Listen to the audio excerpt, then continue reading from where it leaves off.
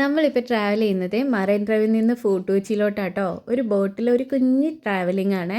അപ്പോൾ ഇങ്ങനെ ട്രാവൽ ചെയ്തുകൊണ്ട് ഓരോ കാര്യങ്ങളൊക്കെ പറഞ്ഞ് ട്രാവൽ ചെയ്തുകൊണ്ടിരുന്നപ്പോഴാണ് രാഷിന് ഭയങ്കരമായിട്ട് നൊസ്റ്റാൾജി അടിക്കുന്നത്. എന്താ റീസൺ എന്നറിയോ? ദാ ഈ ഷിപ്പിനെ കണ്ടപ്പോൾ.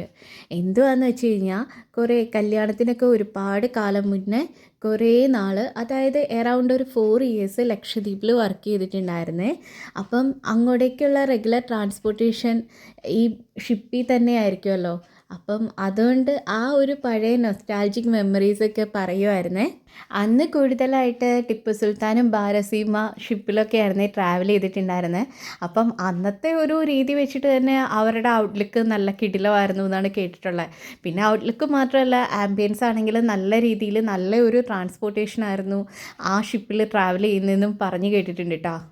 ഡേ ആൻഡ് നൈറ്റ് നമ്മൾ ഈ ഷിപ്പിൽ ട്രാവൽ ചെയ്യുന്നതിൻ്റെ ഒരു ചെറിയ പ്രോബ്ലംസ് ഒഴിച്ച് ബാക്കി എല്ലാം കൊണ്ട് നല്ല രീതിയിൽ എൻജോയ് ചെയ്യാൻ പറ്റുന്ന ഒരു ജേർണി ആയിരുന്നു ഈ ഷിപ്പിൽ കൂടെ ഉള്ളതെന്ന് എപ്പോഴും പറയും. അതേപോലെ തന്നെ ലക്ഷദ്വീപിനെ പറ്റി പിന്നെ ആരോടും ഒരിക്കലും പറയേണ്ട കാര്യമില്ലല്ലോ.